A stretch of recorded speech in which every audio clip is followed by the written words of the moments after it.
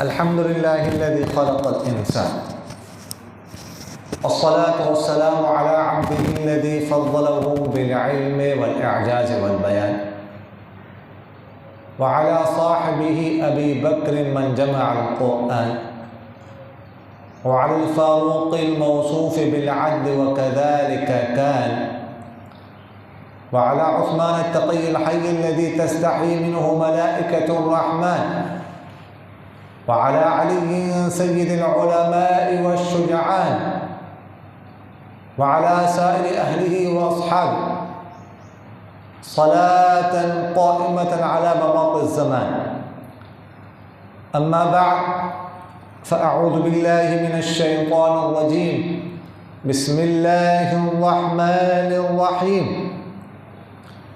يا أيها الناس اتقوا ربكم الذي خلقكم من نفس واحدة وخلق منها زوجها وبث منهما رجالا كثيرا ونساء، واتقوا الله الذي تساءلون به والأرحام إن الله كان عليكم رقيبا.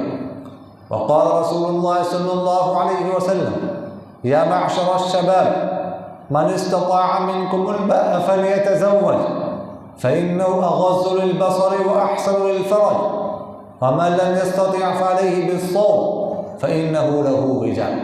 وقال رسول الله صلى الله عليه وسلم: من تزوج فقد استكمل الإيمان فليتق الله في النصف الباقي، أو كما قال عليه الصلاة والسلام: صدق الله مولانا العظيم وصدق رسوله النبي الكريم، ونحن على ذلك من الشاهدين والشاكرين، والحمد لله رب العالمين.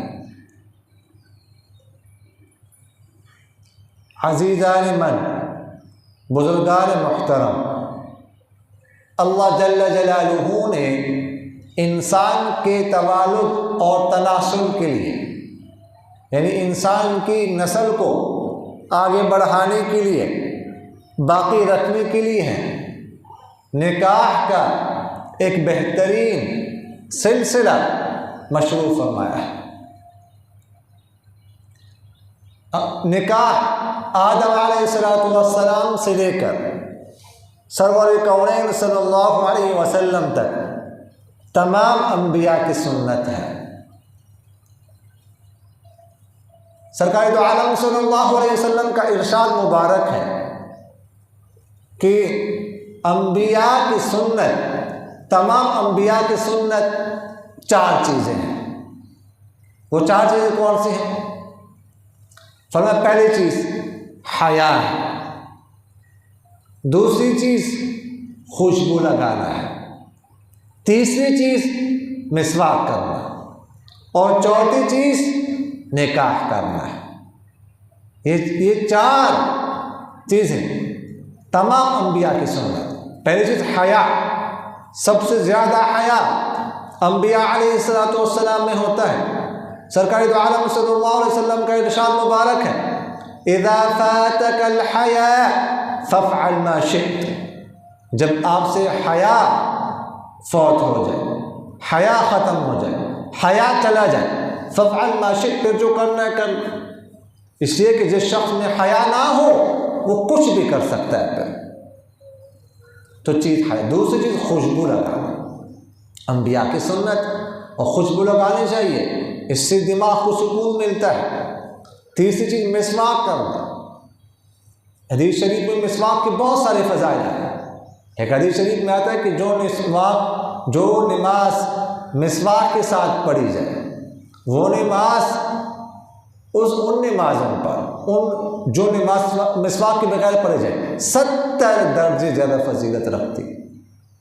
یعنی مسواک کے بغیر آپ ایک نماز 70 دفعہ پڑھیں، 70 مرتبہ پڑھیں، وہ تب جا کے اس نماز تک پہنچتی ہے جو نماز آپ نے مسواک کے ساتھ پڑھی ایک دفعہ۔ اور چوتھی چیز فرمایا نکاح۔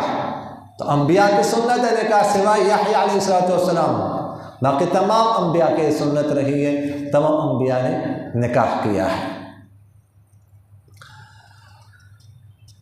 اللہ جل جلالہ قرآن پاک میں فرماتے ہیں وَأَنكِحُوا الْأَيَامَ مِنكُمْ وَالصَّالِحِينَ مِنْ عِبَادِكُمْ وَإِمَائِكُمْ إِنْ يَكُونُوا فُقَرَاءَ يُغْنِهِمُ اللَّهُ مِنْ فَضْلِهِ وَاللَّهُ وَاسِعٌ عَلِيمٌ کہ تم وَأَنكِحُوا نکاح کراؤ ان مردوں کا، ان عورتوں کا جو بے نکاح ہے، ایامہ مرد اور عورت دونوں کو جن کا نکاح نہ ان کو کہا جاتا ہے، وَالصَّالِحِينَ مِنْ عِبَادِكُمْ وَإِمَائِكُمْ اور تمہارے غلاموں میں سے اور تمہاری باندیوں میں سے جو نکاح کے قابل ہیں، جو نکاح کی صلاحیت رکھتے ہیں، ان کا نکاح بھی کراؤ۔ فرمایا إِن يَكُونُوا فُقَرَاءَ يُغْنِهِمُ اللَّهُ مِنْ فَضْلِهِ اگر وہ فقیر ہوں گے تو اللہ تعالیٰ ان کو غنی کر دیں گے، نکاح کے ذریعے سے اللہ تعالیٰ ان کو غنی کر دیں گے۔ ایک حدیث شریف میں آتا ہے کہ تم التمسوا الرزق بالنکاح، نکاح کے ذریعے سے تم رزق تلاش کرو۔ آج کل تو یہ ایک کانسیپٹ بنا ہے نا کہ ہم نکاح کریں گے تو پھر کہاں سے کھلائیں گے، کہاں سے اخراجات برداشت کریں گے۔ حالانکہ سرور کونین صلی اللہ علیہ وسلم نے فرمایا ہے کہ نکاح جو ہے وہ رزق کو لاتا ہے، نکاح زیادہ کریں گے رزق جو بھی خاتون آتی ہے وہ اپنا رزق لے کر آتی ہے، اور اللہ جل جلالہ رزق کا وعدہ اپنے ذمے لی، وما من دابۃ فی الارض الا علی اللہ رزقها، رزق لکھا ہوا ہے۔ تو نکاح کے ذریعے سے رزق میں کمی نہیں آتی، بلکہ اللہ جل جلالہ فرماتے ہیں کہ رزق میں اللہ تعالیٰ اضافہ فرماتے ہیں، رزق میں برکت آتی ہے نکاح کے ذریعے سے۔ حضور اقدس صلی اللہ علیہ وسلم کے بعض ازواج مطہرات کے پاس 3 صحابہ آئے، وہ بعض روایتوں میں ان صحابہ کا نام بھی ہے، کچھ روایت ناموں میں اختلاف ہے کہ وہ 3 کون تھے۔ ان میں سے ایک عثمان بن مظعون رضی اللہ تعالیٰ عنہ اور دوسرے مقداد رضی اللہ تعالیٰ عنہ، اور بعض روایتوں میں علی کا نام آتا ہے کہ حضرت علی، اور تیسرے عبداللہ بن عمرو بن العاص رضی اللہ تعالیٰ عنہ تھے۔ تو ان صحابہ نے پوچھا آپ صلی اللہ علیہ وسلم کہ عبادت کے بارے میں کہ گھر میں کیسے عبادت کرتے ہیں، تو بعض ازواج مطہرات نے بتایا کہ اس طرح یہ عبادت کرتے ہیں۔ تو حدیث شریف بخاری شریف میں حدیث ہے کہ تقالوها، انہوں نے آپ صلی اللہ علیہ وسلم کی عبادت کو کم سمجھا کہ تو کوئی بہت زیادہ عبادت نہیں ہے، کم ہے، پھر آپس میں کہنے لگے کہ ہم آپ صلی اللہ علیہ وسلم تک کہاں پہنچ سکتے ہیں، آپ صلی اللہ علیہ وسلم تو بخشائیں، اگلے پچھلے گناہ ان کے معاف ہیں، تو آپ صلی اللہ علیہ وسلم کو تو عبادت کی ضرورت نہیں ہے، عبادت کی ضرورت تو ہمیں ہے۔ لہٰذا ان میں سے ایک نے کہا کہ انا اصوم الدہر اصوم ولا افطر، میں ہمیشہ روزہ رکھوں گا، کبھی افطار نہیں کروں گا۔ یہ بعض محدثین فرماتے ہیں کہ مقداد نے کہا، اور ایک نے کہا کہ میں عورتوں سے اعتزل النساء، عورتوں سے الگ رہوں گا، نکاح نہیں کروں۔ یہ عثمان بن مظعون رضی اللہ عنہ نے کہا، اور ایک نے کہا کہ میں ہر روزانہ رات کو قیام کروں گا، نیند نہیں کروں گا، اقوم اللیل ولا انام۔ یہ فرماتے ہیں کہ عبداللہ بن عمرو بن العاص رضی اللہ عنہ نے کہا، یہ 3 مشورہ کیا، اس کے بعد آپ صلی اللہ علیہ وسلم تشریف لائے۔ آپ صلی اللہ علیہ وسلم کو پتہ چلا جب کہ انہوں نے یہ باتیں کی ہیں، آپس میں مشورہ کیا، تو آپ صلی اللہ علیہ وسلم نے فرمایا انتم الذین قلتم کذا و کذا، تم وہ لوگ جو تم نے یہ باتیں کی ہیں۔ غصے میں فرمایا انی اخشاکم للہ واتقاکم لہ، کہ میں تم میں سے سب سے زیادہ اللہ سے ڈرنے والا ہوں اور اللہ کا تقوی اختیار کرنے والا ہوں، لیکن لاکنی اصوم و افطر و اصلی و انام و اتزوج النساء، لیکن میں روزہ بھی رکھتا ہوں، افطار بھی کرتا ہوں، یعنی کبھی روزہ رکھتا ہوں کبھی نہیں رکھتا، اور اسی طرح اصلی و انام، رات کو نماز بھی پڑھتا ہوں، رات کو نیند بھی کرتا ہوں، واتزوج النساء، اور عورتوں سے نکاح بھی کرتا ہوں۔ یہ تم لوگوں نے کون سے وعدے شروع کر دی کہ نہیں ہم نیند نہیں کریں گے، ہم افطار نہیں کریں گے کبھی اور جو ہے نا ہم نکاح نہیں کریں. یعنی آپ صلی اللہ علیہ وسلم نے بلکہ ان کو ڈانٹا، ان کی توبیخ فرمائی کہ نہیں، جیسے میں نے آپ سے عرض کی نکاح کرنا یہ انبیاء کی سنت ہے. ایک روایت میں ہے کہ آپ صلی اللہ علیہ وسلم نے فرمایا کہ مسکین ہے. ایک دفعہ فرمایا، پھر فرمایا وہ مرد جس کا نکاح نہ ہوا. تو صحابہ نے عرض کیا رسول اللہ اگرچہ وہ مالدار ہو، اگرچہ وہ وسعت والا ہو. آپ صلی اللہ علیہ وسلم نے فرمایا اگرچہ وہ مال والا وسعت والا ہو لیکن وہ مرد مسکین ہے. پھر فرمایا مسکین ہے وہ عورت جس کا نکاح نہ ہوا. تو صحابہ نے عرض کیا رسول اللہ اگرچہ وہ عورت مال والی ہو، وسعت والی ہو. آپ صلی اللہ علیہ وسلم نے فرمایا اگرچہ وہ مالدار ہو، اگرچہ وسعت والی ہو، اگر نکاح نہیں ہوا تو وہ مسکین ہے. یہ فرمایا. اب دیکھیے گا اس میں آپ صلی اللہ علیہ وسلم فرمایا کہ جس کا نکاح نہ ہوا وہ مسکین ہے. کیوں؟ اگرچہ اس کے پاس نہ. وجہ اس کی یہ ہے کہ دیکھیے گا نکاح جو ہوتا ہے یہ راحت کا ذریعہ ہے، یہ سکون کا ذریعہ ہے. وَمِنْ آيَاتِهِ أَنْ خَلَقَ لَكُم مِّنْ أَنفُسِكُمْ أَزْوَاجًا لِتَسْكُنُوا إِلَيْهَا وَجَعَلَ بَيْنَكُم مَّوَدَّةً وَرَحْمَةً.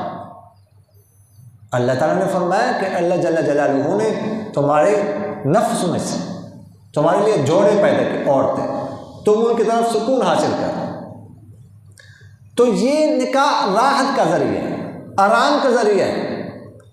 مال کے ذریعے سے کوئی انسان راحت نہیں خرید سکتا، آرام نہیں آتا، سکون نہیں ملتا. سکون ملتا ہے نکاح سے، راحت ملتی ہے نکاح سے.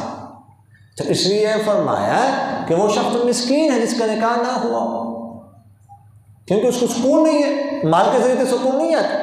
اور ایک روایت میں فرمایا کہ بدترین لوگ تم میں سے وہ ہے جو بے نکاح، اور مرنے والوں میں سے بدترین لوگ وہ جو بے نکاح ہے، جن کا نکاح نہیں ہوا، وہ بدترین ہے. اور عبداللہ بن مسعود رضی اللہ تعالیٰ عنہ کا نام آپ میں سے کس نے نہیں سنا؟ سارے ان کے نام سے واقف ہیں. جلیل القدر صحابی ہیں اور فقہاء صحابہ میں ان کا شمار ہوتا ہے. بہت بڑے عالم تھے، بہت بڑے صحابی. کہا جاتا ہے کہ وہ 6 نمبر پہ مسلمان ہوئے اور ان کا جو کنٹریبیوشن ہے، جو ان کا علم ہے پوری امت میں، پورے علم میں، وہ بھی ان کا 6 ہی ہے.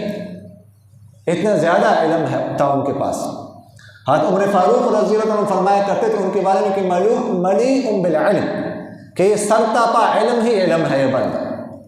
اتنے بڑے عالم تھے، فقیہ تھے.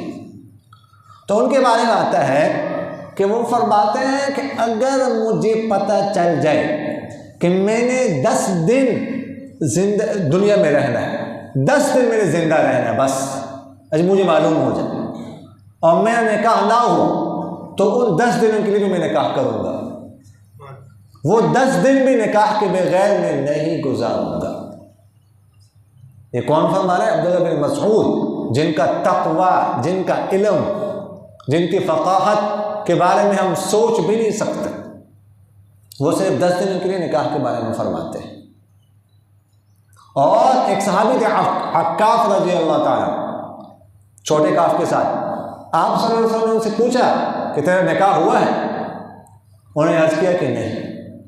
آپ صلی اللہ علیہ وسلم نے فرمایا کہ آپ کے پاس مال ہے، وسعت ہے، یعنی آپ نکاح کر سکتے ہو، بیوی کے اخراجات برداشت کر سکتے ہو. تو انہوں نے کہا ہاں جی. تو پھر فرمایا کہ تم شیطان کے بھائی ہو، اور اگر تم عیسائی ہوتے تو ان کے راہب ہوتے. اس لیے کہ عیسائی کے جو راہب ہیں وہ نکاح نہیں کرتے. نکاح نہ کرنا ان کا عبادت ہے، ہمارے ہاں نکاح کرنا عبادت ہے. اور فرمایا کہ تم نکاح کر لو وگرنہ پیچھے رہنے والوں میں سے ہو جاؤ. اور حضرت عبداللہ بن عباس رضی اللہ عنہما فرماتے ہیں کہ ازدواجی زندگی کا ایک دن، یعنی شادی شدہ زندگی کا ایک دن غیر ازدواجی زندگی کی کئی سالوں کی عبادت سے افضل ہے. یہ عبداللہ بن عباس فرماتے ہیں رضی اللہ عنہ، جن کو کہا جاتا ہے حبر هذه الامہ، اس امت کے سب سے بڑے عالم عبداللہ بن عباس ہیں. اور ایک تو ان کا ارشاد ہے بڑا دلچسپ، فرماتا ہے فَإِنَّ خَيْرَ هَذِهِ الْأُمَّةِ أَكْثَرُهَا نِسَاءً، فرماتا اس امت میں سے بہترین شخص وہ ہے جس کی بیویاں زیادہ ہوں۔ یہ عبداللہ بن عباس فرماتا زیادہ نکاح کرنا یہ تقویٰ کی علامت، یہ خیر کی علامت، یہ شر کی علامت نہیں ہے۔ اچھا آج کل وہ ایک تبصرہ چل رہا ہے، ایک جج صاحب نے بھی اس کے بارے میں بات کی ہے کہ جو ہے یورپین ممالک میں قانون ہے کہ شادی ہو جائے تو شادی کے بعد جو ہے نا وہ بیوی جو ہے نا وہ پارٹنر ہونے چاہیے، یعنی اس کے جتنے بھی اس کے جو اثاثے ہیں شوہر کے تو وہ آدھے ملنے چاہیے بیوی کو۔ یہ بحث چل رہی ہے اور یورپین ممالک میں یہ قانون ہے۔ یہ بات بالکل شریعت کے خلاف ہے۔ دیکھیں شریعت نے بیوی کی ملکیت کو الگ قرار دے دی، شوہر کی ملکیت کو الگ قرار دے دی۔ یہ نہیں کہا بیوی سے بھی، بیوی اگر جہیز لے کر آتی ہے اپنے ساتھ کروڑوں کے مالیت، یا شادی کے بعد اگر بیوی کو وراثت مل جائے کوئی 10 کروڑ تو شریعت یہ نہیں کہتی کہ وہ آدھا مال شوہر کو دے دے، اگرچہ شوہر نے اس کا خرچہ برداشت کیا ہوا۔ بھائی ہونا تو یہ چاہیے نا کہ شوہر نے اس کا خرچہ برداشت کیا ہوا، اس کو مکان دیا ہوا ہے، اس کا خرچہ برداشت کر رہے ہیں، آدھا وہ دے، لیکن نہیں، اس کی ملکیت الگ ہے اور شوہر کی ملکیت بالکل الگ ہے۔ حتیٰ کہ دیکھیں اولاد جو ہوتی ہے، اولاد وہ اس کا خرچہ بھی والدین برداشت کرتے ہیں، والدین ایک گھر میں رہتے ہیں، بچے رہتے ہیں، لیکن شریعت نے یہ نہیں کہا کہ اولاد جو بچے ہیں وہ والدین کے ساتھ آدھے آدھے پارٹنر ہیں، نہیں، اولاد کی ملکیت الگ ہے، والدین کی ملکیت بالکل الگ ہے۔ نہیں کہا، بلکہ یہی مسئلہ ہے کہ جب تک والد زندہ ہے تو کسی کا کوئی حق نہیں ہے، کیونکہ وراثت و مال بنے نہیں ہے، وراثت تو تب بنتی ہے جب والد دنیا سے انتقال کر جائے۔ جب تک والد زندہ ہے کسی کا کوئی حصہ نہیں ہے، اگر والد کسی کو دیتا ہے تو وہ ہبہ ہے، وہ گفٹ ہے، وہ وراثت نہیں ہے۔ اسی طرح والد جو ہے نا، والد وہ بھی شریک نہیں ہوتا اولاد کا مال۔ ہاں والد کے لیے حکم ہے، آپ صلی اللہ علیہ وسلم نے فرمایا انت و مالک لابیک، ٹھیک ہے، ایک بچے سے کہا، ایک بیٹے سے کہا کہ تم اور تمہارا مال تمہارے والد کے لیے۔ اگر والد کو ضرورت ہو تو اپنی اولاد کے مال میں تصرف کر سکتا ہے، جیسے کرنا چاہے یہ کر سکتا ہے وہ، لیکن پارٹنر وہ نہیں ہے۔ تو اولاد والدین پارٹنر نہیں ہے تو بیوی کو کیسے پارٹنر بنا سکتے ہیں؟ نہ شوہر کو بیوی کے مال میں پارٹنر بنا سکتے ہیں، نہ بیوی کو شوہر کے مال میں پارٹنر بنا سکتے ہیں۔ یہ بالکل شریعت کے خلاف ہے۔ باقی اپنی جگہ پر ہے، لیکن ایک دوسرے کے مال میں دوسرے کو شریک بنانا یہ شریعت کی نظر میں جائز نہیں ہے۔ اللہ تعالیٰ مجھے اور آپ کو ان باتوں پر عمل کرنے کی توفیق نصیب۔